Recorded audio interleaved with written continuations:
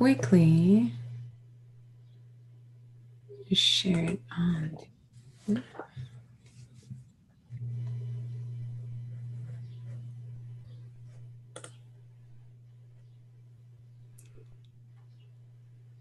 Hi. I'm just quickly going to do a group.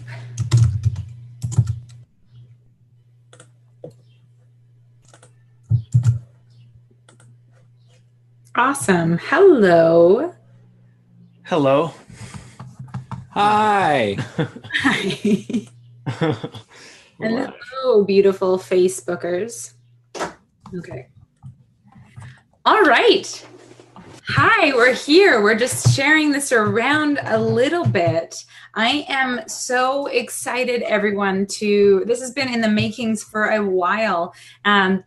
Today I get to interview Brandon Colby Cook and Evan Schulte with Way of the Artist podcast, where they will be talking about philosophies based around how to create a masterpiece out of your life. And previously, they were the B&E podcast. They had done over 160 episodes around artistry, and it used to be where artistry meets industry. And now it's all about how to claim your own path as an artist, but it's really philosophies for life and creating a masterpiece out of your life. And these are two brilliant men that I'm super excited to introduce you to if you haven't already seen them around my page every once in a while. So hi, Brandon. Hi, Evan. You want to introduce yourself and let's start off with your story. You guys have actually a phenomenal story to tell about how you met, how you created this, how this has come about, and how this has evolved. So I'm going to give the mic to you. Yeah. Brandon and I, we met years ago. On set. Like over a decade ago on set, shooting a commercial. And then it just so happened that we were coincidentally, quote unquote, going to be in the same acting class in like a month's time or something like that. And then from there, like we never actually got to do a scene together or any real acting work together, but we got to watch each other work. And then from there, we ended up writing some scripts together, and a friendship was formed, more or less. Yeah, it was. It was quite a while ago. And I think we started an acting class, started this commercial, and then we ended up in the commercial somehow just sitting next to each other, and we were just chatting and kind of going, "Hey, what acting class you into?" And you're like, "I'm in this acting class." I'm like, "You kidding me? I'm in that acting class too."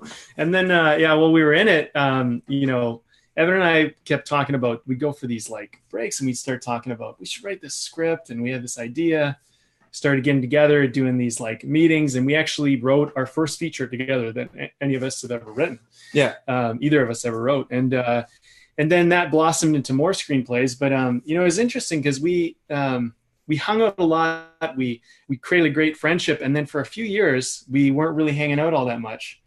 And, life kind of occurred, and it wasn't like out as for any reason in particular. There was no falling out. It just kind of like we just kind of drifted away for a little while, and then we got back together after some time had passed, and we're like, hey, we should really work on this script, because there was this other one that we had been developing, and we're like, yeah, we can really tweak this to make it even better. And that was kind of just a thing that brought us back together. Yeah.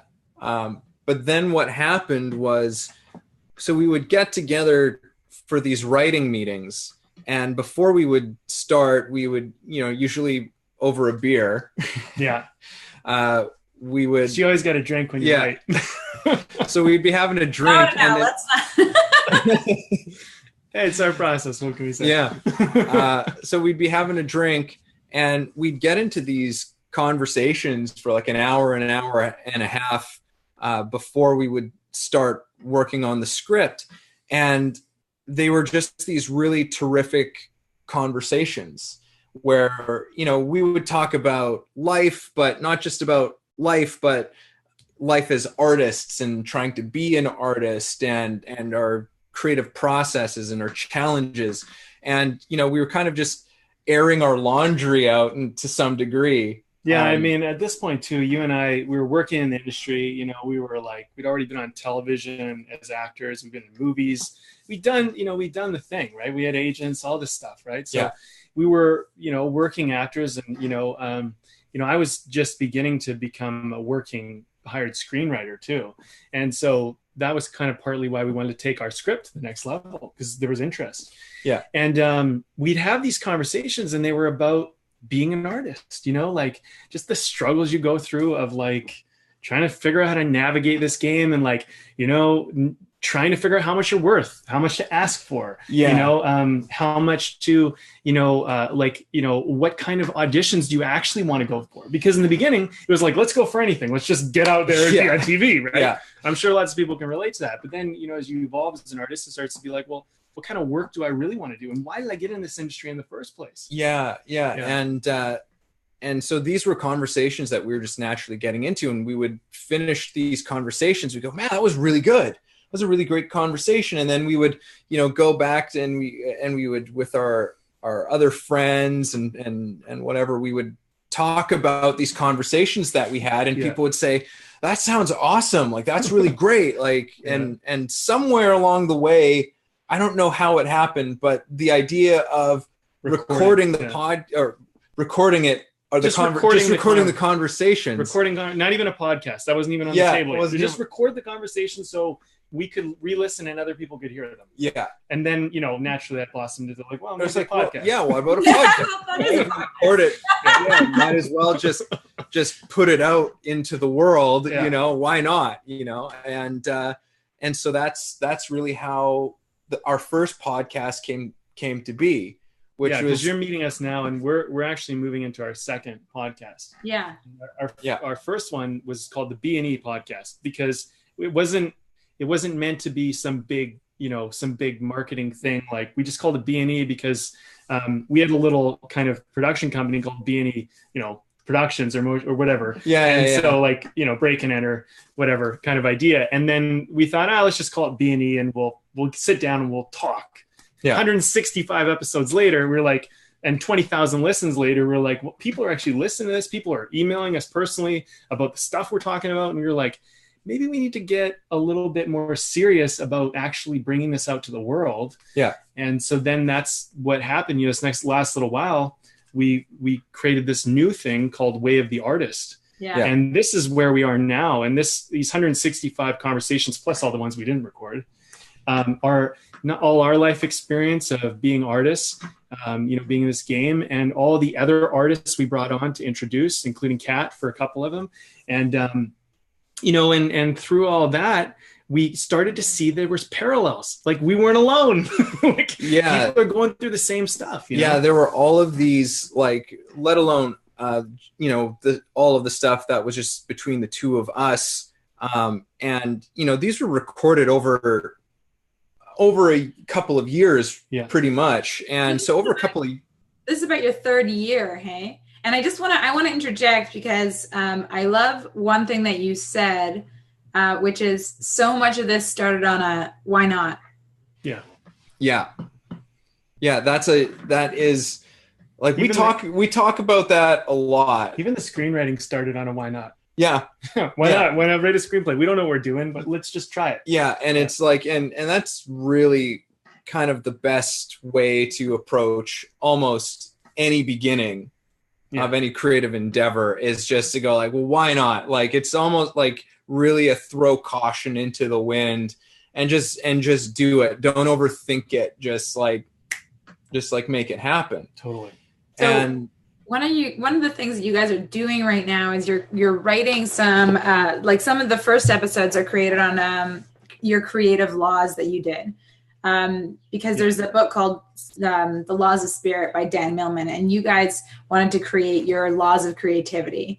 And I love that. I totally am down. So I know that one of those laws is the law of beginning. Do you want to touch on just a few of those laws to get people like really interested, and they'll be able to, because when does this new chapter launch? I'm going to put all of anybody that's watching, I'm going to be putting all the links and stuff below this video, and they will have their links as well. And then there's going to be an article that comes out later, but I'll put all their social links and things like that.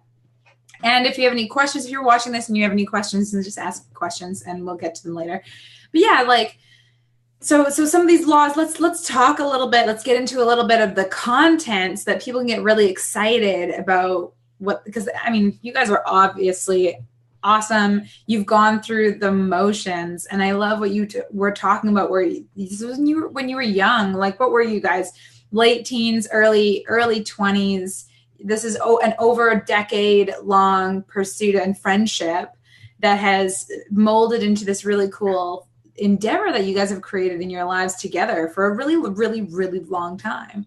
Yeah. And so, yeah, like, this is a really cool journey. You two are two extremely talented men. I know that firsthand, having met you both in the industry as well. And having seen your work and seen your growth and seen your movement. And so you have a lot to teach people, because not only did you start off with young, you've gone through all the shit, you've gone through the breakdown moments, you've gone through the quitting every second of every day, from this thing and a love-hate relationship to some success, some like really amazing commercial success, to some like devastating things that happened. Like, you have really gone through, I would say, the hero's journey of an artist. And, we're still all very young here, but, it's a really cool thing. So you have a lot to teach people. And I love that people have been responding, because your last podcast, like you said, 20,000 listens, over 20,000 listens. And I know that so many people were messaging you like on the regular, saying how much it shifted and changed their life.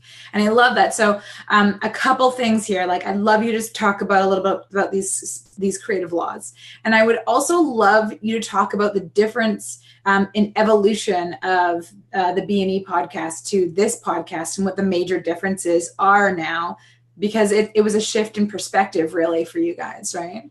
Yeah. I mean, there's a lot to unpack with that one. Okay, let me say a couple things. Yeah. One is that the new podcast, Way of the Artist, is going to be launched this summer, somewhere between a month or two from now. When you launch a podcast, just for anyone who's interested, like this is our second go at it. When you launch a podcast, the thing is, there's a lot of complicated steps in just getting it off the ground, especially just because, you're just setting it up. You're doing a lot. So right now we're literally in that phase of doing that. We've already recorded, I think, 11 or 12 episodes. So we're going to have a nice, you want to have a base to pre-record with and release and whatever. So you can expect that in about a month to 2 months from now. Yeah. And if you want to get involved in the Way of the Artist, we have a fan page, we have a group page, we have a Twitter account, we have some things which you can connect, Instagram and stuff like that. And if you're interested, you can actually go to the B&E podcast, which is on SoundCloud. Yeah. And you can get involved right now and listen to some of our past stuff, just to get a feel for, anything that we've done. And even if you want to subscribe to the B&D podcast on whatever you listen to podcasts on, then you'll already be subscribed to Way of the Artist, because it's just going to be a transition into that. But so getting back to what you're saying about the laws and how that all happened. So it really is, Way of the Artist is, in many ways, it is the child, or it is the it is the 2.0 to what the B&E podcast was. So after doing like 165 plus episodes and having talked to lots of different creative people, not just artists, but creative types and entrepreneurs of all kinds, and starting to discover that there were all of these similarities and parallels to people's stories, to people's struggles, to people's challenges. And we started to see these through threads, and there were these themes that continually kept on coming up. Mm-hmm. And so what we did in reshaping it into Way of the Artist was to look at what those common things were and start to try and put some kind of articulation to what that thing is, to what is the nugget of wisdom, that comes with each of these things. And we haven't even finished developing all of them.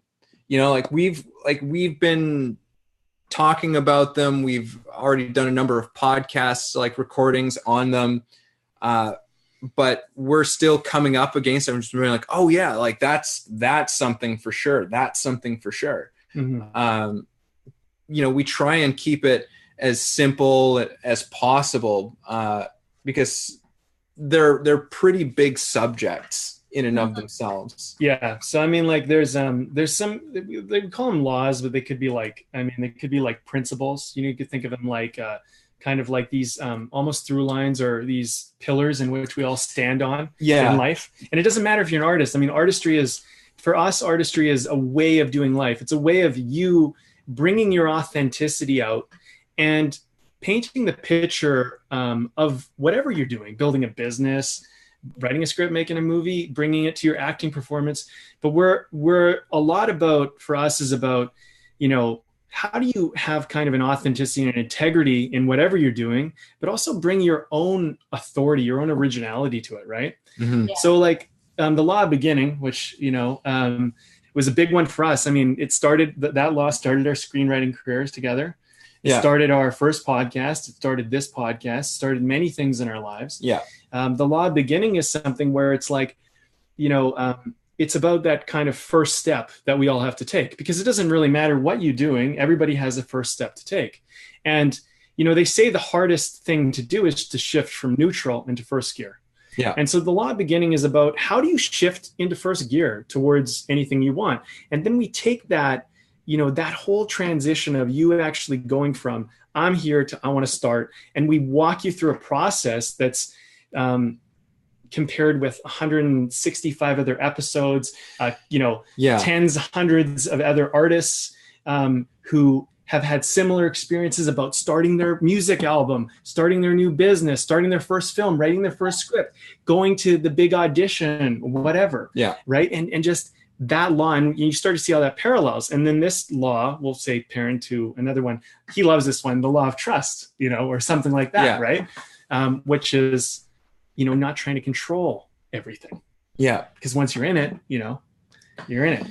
Yeah. So like with every single law, there's kind of an implication of a challenge that comes with it.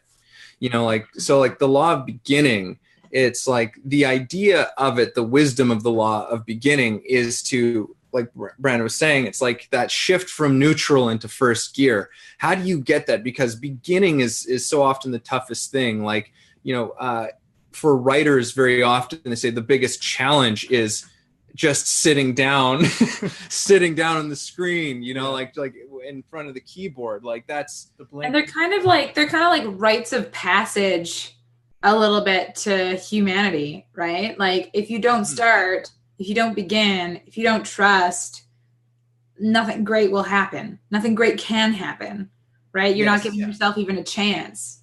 Exactly. So they're like kind of rites of passages, right?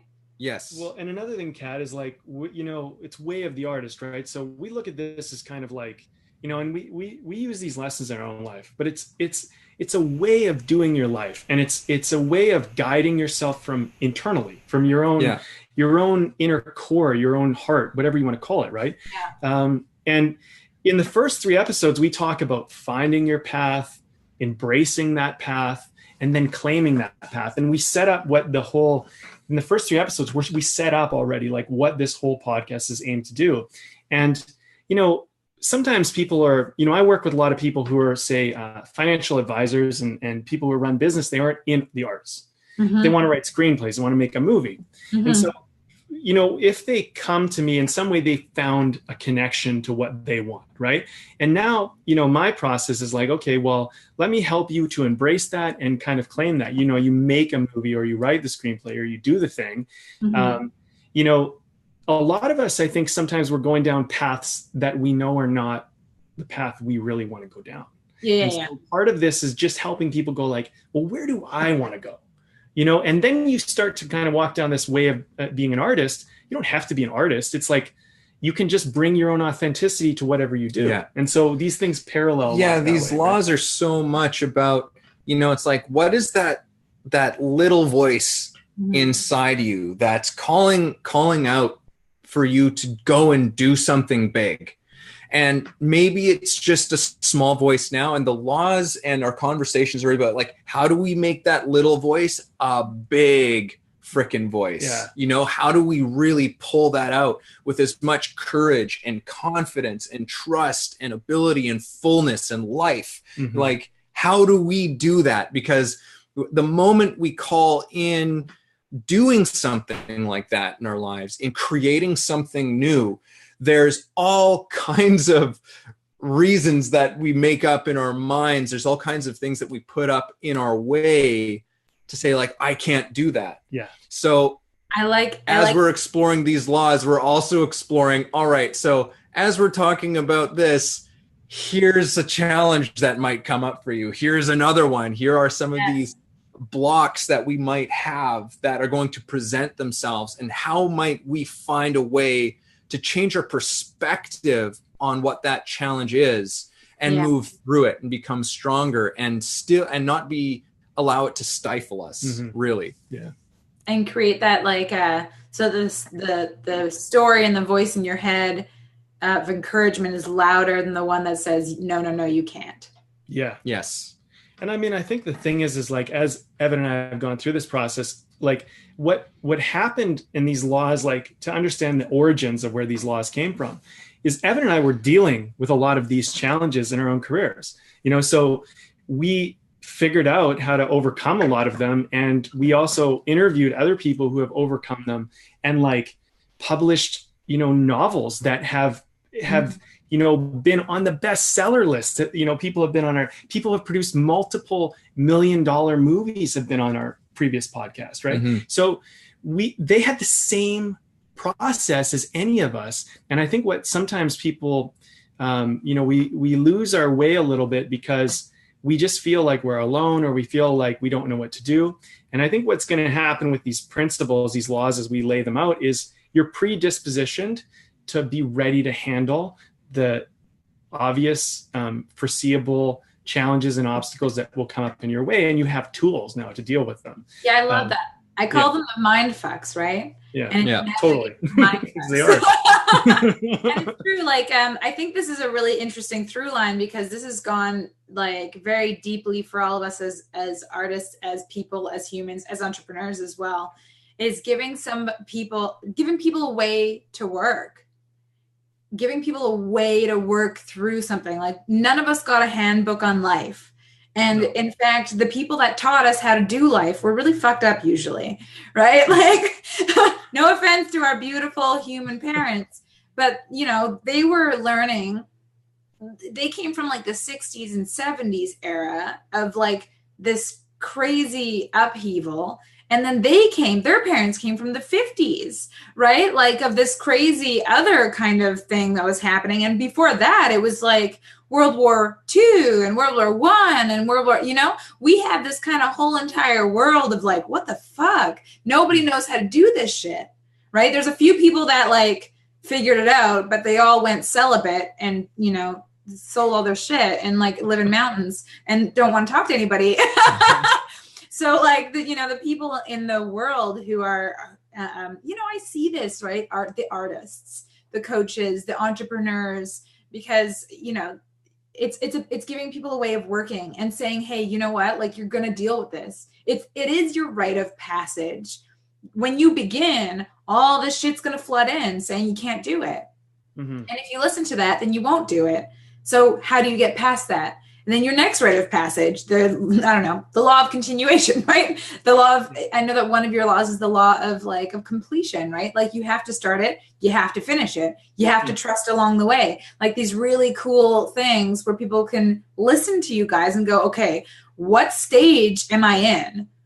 Yeah. What stage? Like, am I a screenwriter? Am I an entrepreneur? Am I just a person who wants to explore something? And what stage am I in? Okay, these, I can listen to your podcast and go, oh, great, I'm in this stage. What do they say about navigating this? Everybody has to do it their own way, but at least they can have the tools to navigate some of this. Because what we touched on about this is your guys' actual philosophy for living, right? Yeah, I mean, it's like that's really because it was something that we discovered was, at the start we were like, okay, we're really making a podcast for artists of different kinds. And then with this one, we realized like this is really just more so, like the artist's philosophy towards life.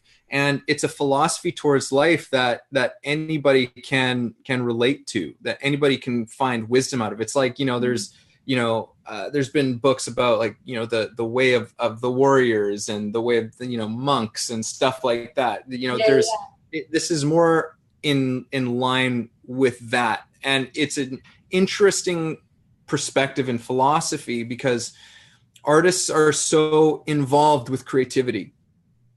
Artists are so involved with the creative process. And whether people, you meet people who say like, oh, I'm not a creative person. Mm-hmm. And it's like, that's impossible. Like it's literally impossible. You're creating things all the time. Did you cook dinner for your family today?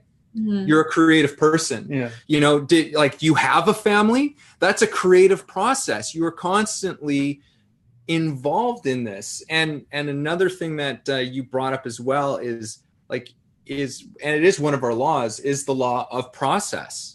And that's another one of these things of, it doesn't matter whether you think of yourself as being in a process, you are in a process. Mm-hmm. And the moment that we realize that and can accept and embrace that we are in a process, we can flow a little bit more easier in our lives and in trying to fulfill whatever it is that we feel compelled to fulfill. Mm-hmm. I think, I think we both bring our own little personal stories to this as well, right? Like, as we kind of spearhead this thing and lead this thing, we are in this with our listeners. We're in this with everybody else. And, everybody's in certain different stages as far as material or commercial success. But, I think what helps somebody to kind of be able to step up and to become into a position in anything they want to do, you have to be willing to be seen. You have to be willing to be heard. You have to be willing to stand by your own creation, by your own making. Mm-hmm. And if I could share a story quickly, just about my journey, which I think might relate to this. When I was like 14, right? My parents had come from being basically two high school kids that didn't really have any money to basically making their fortune. Baby boomers who went out and they did it. They did industry, they did sales, they figured out how to become self-made millionaires. We lived in a mansion. It was pretty cool. Then when I'm 14, my parents sit me down and they say, we're getting a divorce. Things are going to change. I quickly find out that they have overextended themselves. We're going to lose everything. I go from living in a mansion to living in a trailer park. This is true. This is my story.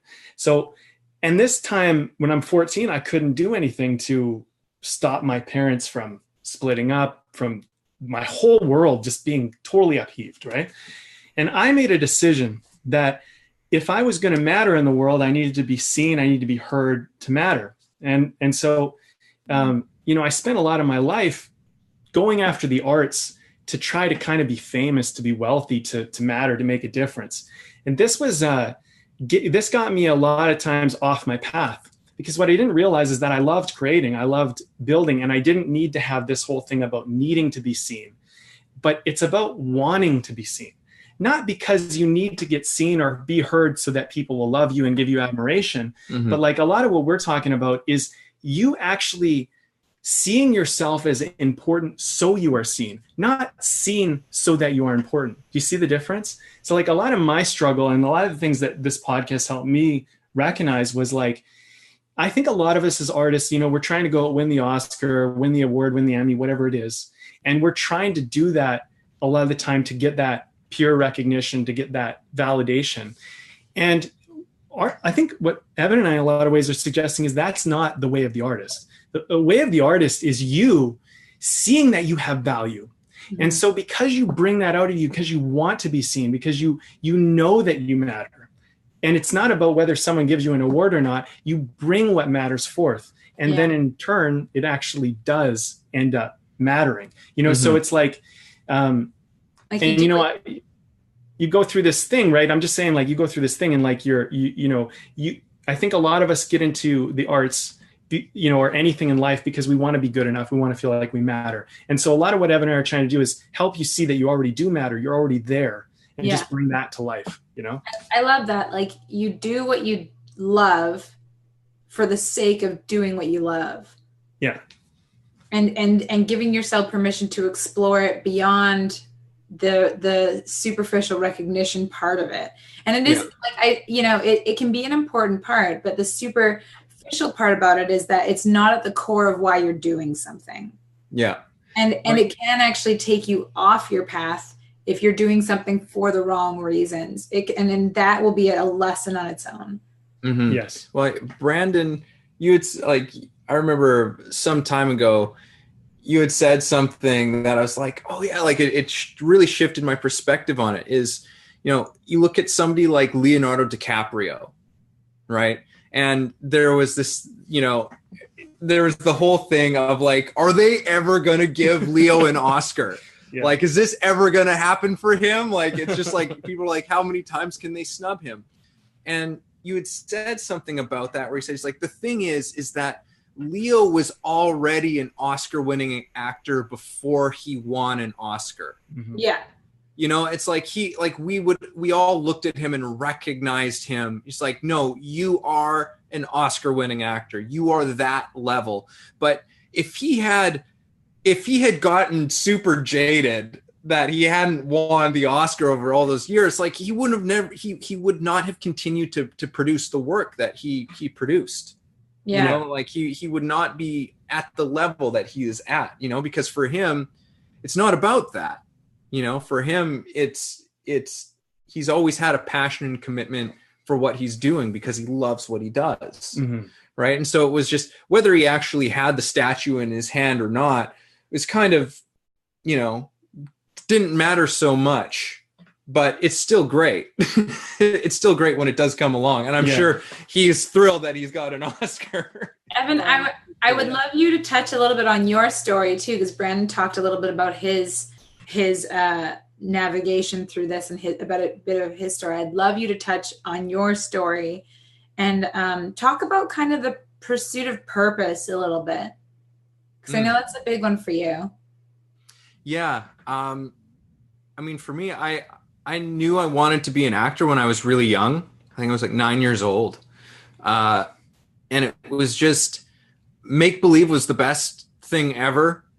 Just pretending to be in all of these amazing worlds. And I loved the movies and it was just like, it just seemed so obvious that was like the best thing to do with your life. It's like, why would you not want to just go and do that? Yeah. That's terrific. And then as I got older and, my parents supported my decision, they put me into classes and I acted as much as I could. And it was just a thing of, it was continuing on. It was of this feeling of, why would you do something else? Like for me, it was like, I was an A student all through school, like academics was not particularly challenging for me. Acting was challenging for me, but in a fun way, because it's like, with math, it's like, it's all set. Like there's these, there's only one way to do it, which made it kind of so uninteresting for me in a lot of ways. It's just like with acting, it was like, you could do all sorts of things with it. And any way you take it could be the right way to do it. Like it just, that was more intriguing. And so as I was pursuing acting and auditioning and going out for movies and television and commercials and running that whole and going to school, I started to be confronted with those hard realities that, people warn you about and people are scared for you about, where it's, many times I'd come within like an inch of a massive role that would have completely changed the course of my life, and watch them just go past me, just like that, and having to deal with that, and going into a place of jadedness and cynicism towards it, and not even knowing what the hell I was doing there anymore, whether I even loved what I was doing anymore. And at some point along the way, I was just going through the motions, even though I had kind of given up on it. But what came out of that was there was a part of me that was trying to pursue or trying to figure out, how do you really do this thing? What is this? What is what I'm doing actually even all about? Because that was something that always remained elusive to me as well. So the career, there was these parts that went by me, but there was also this thing in my work that was eluding me at the same time. And it was that sense of losing myself, which we talk about a lot in the acting world, but it's this mysterious thing that nobody really knows how to get you to. And so I that kind of became a big thing in my story, was, what is this really all about? What truly makes an actor an artist was really what I was trying to solve. And through doing the podcast and through these conversations and through those explorations and having come across some really terrific mentors, I started to come out of that hole and address this part of me that was really longing. And a part of me, to get to the second part of what your question was, is that having to confront really the sense of purposelessness that was in my life, which just left me in this really painful limbo for a time, which really makes it hard to create, to really have any freedom as an artist and creative in any way. And so for me, the realization, the discovery of how that feeling of a lack of purpose in my life was creating so much pain, and then reconnecting to a sense of purpose in a way that I'd never thought of before. Because if you'd asked me 10 years ago or so, it's like, what's your purpose? It's like, to be an actor. It would be to be an actor. And then discovering that my purpose was about so much more than that. It was about a way bigger thing than just being an actor. Being an actor is part of that and can be a part of that, but it helps to put everything into perspective. So for me, a big part of what we talk about on this podcast, and something that I do bring up a lot, is that we need to get you connected to that passion, to that purpose, to what gives you a sense of meaning in your life. Because if you don't have that, then there's not really another conversation worth having yet. That purpose is the foundation from which we build our lives. And so for me, I want to encourage people to have an active, conscious engagement and relationship with what gives them purpose. I love that. So because my column is called The Disruptors. So how are you two disrupting? Well, Well, Brandon pretty much rips on the education system. Yeah. How are you disrupting, regularly? Disrupting the status quo or whatever in the industry. Yeah, no, like we disrupt in a lot of ways. I mean, I think like, for me, it's, I think that I never liked school. I just never liked it. I see it as a game that you can play and you can do very well at, and it can open up doors and you can move and you can chase the carrot that they put in front of you and all that stuff. But it's not reality. It's a manufactured, created reality. It's a little maze in which we can go through and we can get our little piece of cheese and we can play it. But I think what happens is people make the game that they're presented with the reality in which they must exist. And so to me, just if I can be blatant, I'd say the education system always pissed me off. It always pissed me off because they always told me what I had to do, the way I had to do it. For the most part, that, and I just think that, we are these creative beings, these people with these amazing imaginations and possibility and potential. And we weren't designed to stand in line and wait for our life for another authority to tell me that I'm good enough. And so like a lot of what I think, my angle of disruption is just going like, you already are it. Whatever it is that you want to be, you're already there. The thing is, you're going to need to go on a journey to figure that out, because the problem is you just can't see it. And we can tell you all day that you are it, but you can't see it. So what we're asking you to do is go on a journey and follow your heart. And when you follow it far enough, one day you're going to wake up and go, holy crap, I've always been the guy. I've always been the girl. Yeah. I've always been there. And so all of a sudden, all this stuff outside of you, all these authority figures, all these people telling you what to do and whatever, you're going to start to see that, well, 90% of it's bullshit. And then you're going to see some other people that are saying like, what do you want? What do you care about? And you're going to start listening to them because they're not telling you what to do.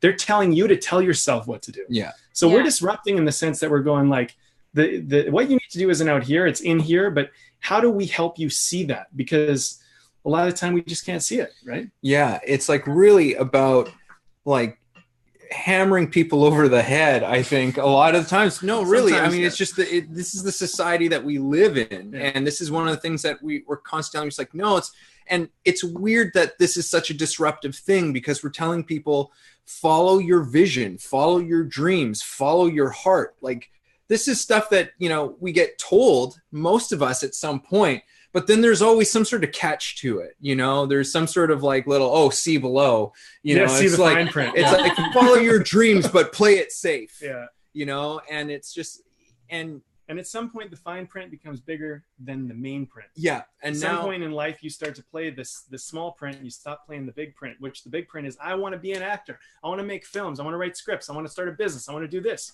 And then sometime it starts to come down to like, well, I should be grateful because I got money and I got this. Like, that's your life. Yeah. Like, but meanwhile, you're just dying inside, like there's no nourishment. There's no soulful, heartfelt nourishment that's going on in your life. And this is the thing that we're really challenging people to do, is how can we live more fully in that thing? Mm-hmm. And it is a disruptive thing to say, because it's saying don't play the safe thing. But the thing is that your dreams and your visions and your ideas, they are valid. They are the most valid thing that you possess. Mm-hmm. And really it's about trying to help people see that and really believe that, because no matter what, there's a price to pay. And this is something that, I think this is the reason why we don't go forward with it, is that, there is a price to pay with going towards our dreams. It's scary. It's challenging. It's, it really tests us. But the alternative is to refer to, I can't remember, he's like an old US general, but he said to live in the gray twilight, but so it's better to pursue these things than to live in this gray twilight of just accepting and resigning to a life without passion. out of some sense of safety and security, because that really doesn't actually exist either. I mean, there's so many rabbit holes we can go down with this one, but this is the stuff that we love to talk about on our show. I mean, I think also like people don't always recognize how much motivation comes out of being connected and having purpose and having having passion and drive, right? So like when you were a kid, if you think back to what you did, when you did something, it might have been any little thing that you like to do, you probably did it pretty much full out. And then, when you're younger, I mean, you have a lot of adults saying you can do anything. You can be anything you want. What do you want to be? Yeah. And then as you get older, for some reason, we have allowed and accepted in our society this like, well, what are you going to do? Time to get serious. You know what I mean? Yeah. And it's like, well, getting mixed messages, you can be serious about what you want. I mean, here's the thing.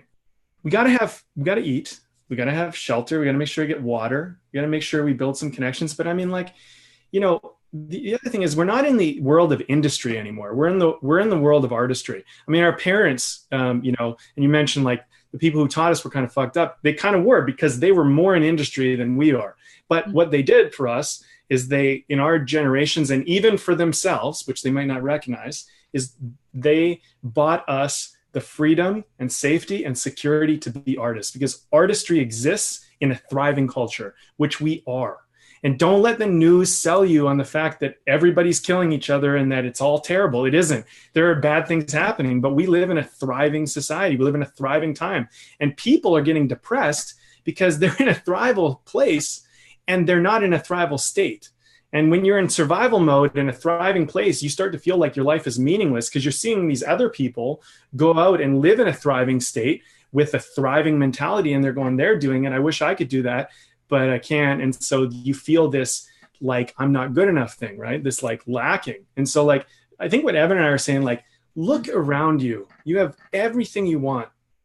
Now, go and play in this playground we've made for ourselves. Don't let the news and school and politics and all this other stuff somehow convince you to play small. Yes. The world has just moved beyond that now. It's not about survival. We're not in World War II. We're not in the Great Depression. We aren't, and there's plenty of resources out there. There's plenty of money. There's access to everything. To go back to my original story, my parents, they lost everything.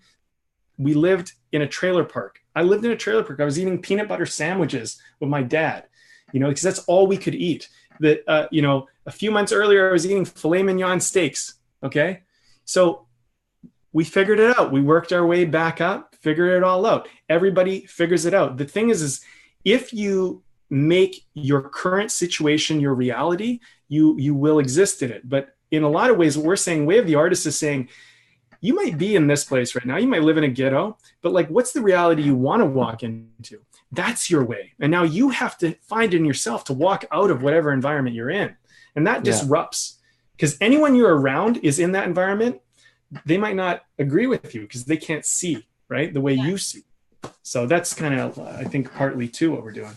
What I hear a lot from you two in this conversation is that to be a creative person is to take ownership of the fact that you have choice in every moment. And so that every single choice that you make is a part of your creation. You're creating your life one choice at a time. And it's the choice to either say yes, to say no, to pursue something, to not pursue something, to decide to even think about it, and to create this life one beautiful choice at a time. And I think it's when people sit on the sidelines a lot that, you can sit on the sidelines of your life, which is like what you just said, living in that gray twilight. It's living on the sidelines of your life, looking at all the choices that you didn't make. To not make a choice is a choice, but to say definitively no or yes is a huge decision.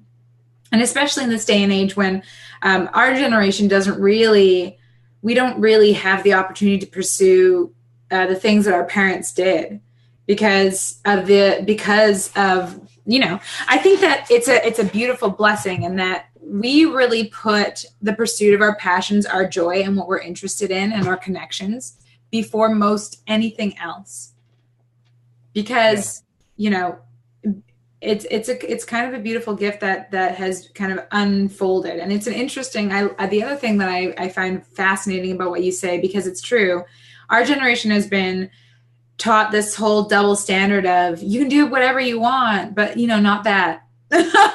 You know, like, oh, you can do whatever you want, you can be whatever you want, you can make whatever you want. Oh, but being an artist is hard, being an actor is hard. Oh, starting a business is really hard. That might not work for you. That might not, you could lose all your money. You could lose all your this. You could lose all your that in the pursuit of this, right? So this weird fear-based thing. And I think it has gone into a big mind fuck of our generation and the generation below us, because I see lots of fear. This fear of making decisions, especially with the generation a little bit below. The Gen, the Gen Z generation who, have a totally interesting, crazy experience of life, right? And so, yeah, I really enjoy that. But yeah, like this mind fuck of you can do whatever you want, but maybe not that, right? I think what people are dealing with is they're dealing with choice paralyzation. It's when you have too many choices to make, and so you get paralyzed because you don't know which the right one is. Whereas like when it used to be a little simpler, you kind of did this or that, Yeah. Well, I mean, that's part of the thing, though, is that it's like it's not so much the choice. It's just that the way that we've been led to make choices, the way that we've grown up in choices, is that it's like there is a right choice. Yes. There's always a right choice. So people are afraid to make the wrong choice because the consequences of making the wrong choice are you fail. Yeah. And now you've gotten this grade, and now you don't get to go into this college or this university. So now you won't get this career, and you fucked your whole life. Yeah. It's like, it's like, oh my God. And it's crazy. Like, this is such an outdated model of being and thinking and approaching our lives. And we know it's coming. Like the automation of people's jobs is right around the corner. Yeah. Creativity and what is innately human are going to be the trades of the future. It's true. Mm-hmm. Yes. I love that you just said that. That's a really, really, really cool concept. Creativity and the ability to be creative is the trade of the future. It's going to be our currency.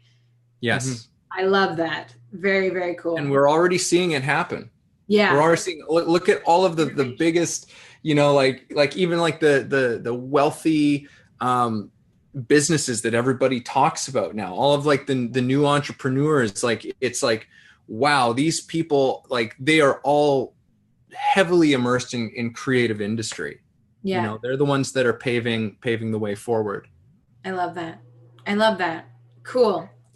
So thank you so much. This is Brandon Colby Cook and Evan Schulte of the Way of the Artist podcast. And it's their tagline is create your own path, right? Claim your own path. Claim your own path. Claim your own path. So do that by making choices one at a time, and by listening to their podcast, so that you have a way of working through some of these mind fucks. Thank you so much for being on. Thanks. Really love that you guys came on and spent the hour with me and my audience in the Facebook world and Facebook land, and then eventually into the magazine. So yeah, take care. Check these boys out. Thank you for having us. Yes, and we'll put all the links below this video so that you can all check that out. Awesome. Thanks, Kat. You're welcome.